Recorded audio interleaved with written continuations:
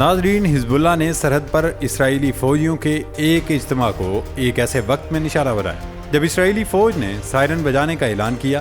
ہفتہ کی سہ پہر حزب اللہ کے ارکان نے شتولا بیرک کے آس پاس اسرائیلی فوجیوں کے ایک اجتماع کو میزائل ہتھیاروں سے براہ راست نشانہ بنایا۔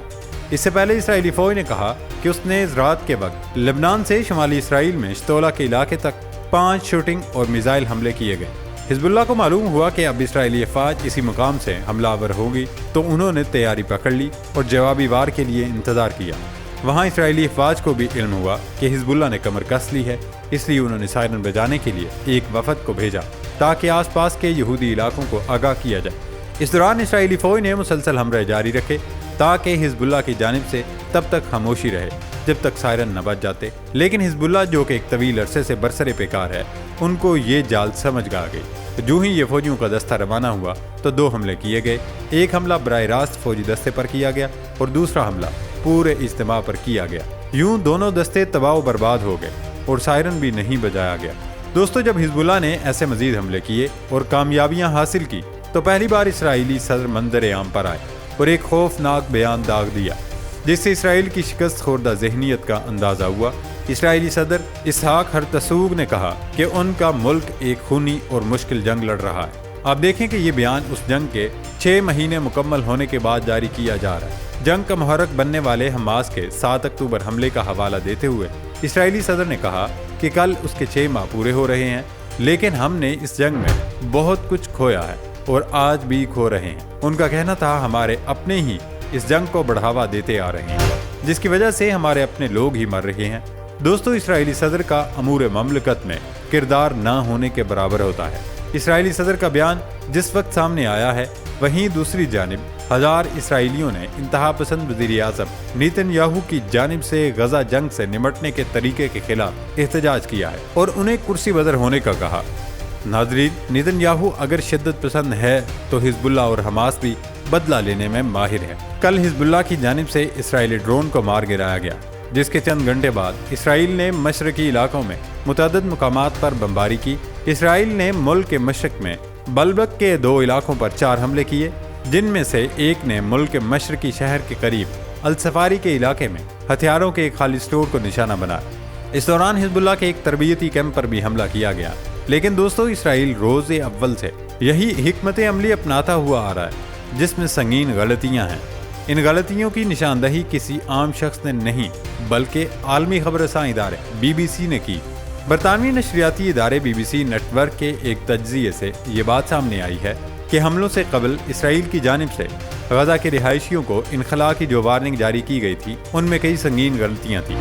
ایسی وارننگز میں متضاد معلومات ہوتی ہیں اور بعض اوقات غلط نام والے علاقوں کی وجہ سے شہری بمباری کی زد میں آ جاتے ہیں۔ ماہرین کا کہنا ہے کہ ایسی غلطیاں بین الاقوامی قوانین کے تحت اسرائیل کے ذمہ داریوں کی خلاف ورزی قرار دی جا سکتی ہے۔ بین الاقوامی انسانی قانون کے مطابق حملہ آور قوتوں کو ان حملوں کی مؤثر پیشگی وارننگ دینا لازمی ہوتی ہے تاکہ سول آبادی کو جانی نقصان سے بچایا جا سکے۔ لیکن خود اسرائیل اپنے لوگوں کے لیے سائرن تو بجا دیتا ہے، لیکن باقیوں کو یوں ہی مرنے دیا جاتا ہے۔ اس طرح حزب اللہ نے اپنے وارننگ نظام کو شہریوں کو خطرے سے نکالنے میں مدد دینے کے لیے بنایا گیا۔ یہ نظام غزہ کے نقشے کو سینکڑوں نمبر والے بلاکس میں تقسیم کرتا ہے۔ حزب اللہ اور حماس نے بلاکس کا ایک انٹریکٹیو آن لائن نقشہ تیار کیا جو صارفین کے جغرافیائی محل وقوع کا تعین کرتا ہے، جن میں ان کا براہ راست مقام اور وہ بلاک نمبر دکھایا جاتا ہے جس میں وہ واقع ہیں۔ لیکن ان تمام علاقوں میں اسرائیل نے انٹرنیٹ بند کر دی، جس کی وجہ سے ان نقشوں تک رسائی ممکن نہیں ہو رہی، جبکہ اسرائیل خود ان نقشوں کو اپنے مقاصد کے لیے استعمال کرتا آ رہا ہے اور اس کا انکشاف BBC نے خود کیا۔ اسرائیل ایسے نقشوں سے لوگوں کی لوکیشن معلوم کرتا ہے، یا جہاں لوگوں کی تعداد زیادہ ہو تو وہاں حملہ آور ہوتا ہے تاکہ زیادہ سے زیادہ لوگ مر سکیں۔ ناظرین، ان خبروں کے علاوہ کچھ دیگر اہم ترین خبریں بھی سامنے آ رہی ہیں۔ آپ کو یاد ہوگا دنیا بھر کے مسلم ممالک میں ان تمام پروڈکٹس کا بائیکاٹ مہم شروع کیا گیا تھا جو اسرائیلی فوج کی مدد میں پیش تھے۔ ان میں ایک پروڈکٹ میکڈونلڈ بھی تھا جو اللہ تعالیٰ کے عذاب کی نظر ہو گیا۔ میکڈونلڈ نے باقاعدہ فلسطینیوں پر طنز بھی کیا تھا اور لکھا تھا کہ ہمارے پاس چکن ہیں، ٹینٹس نہیں۔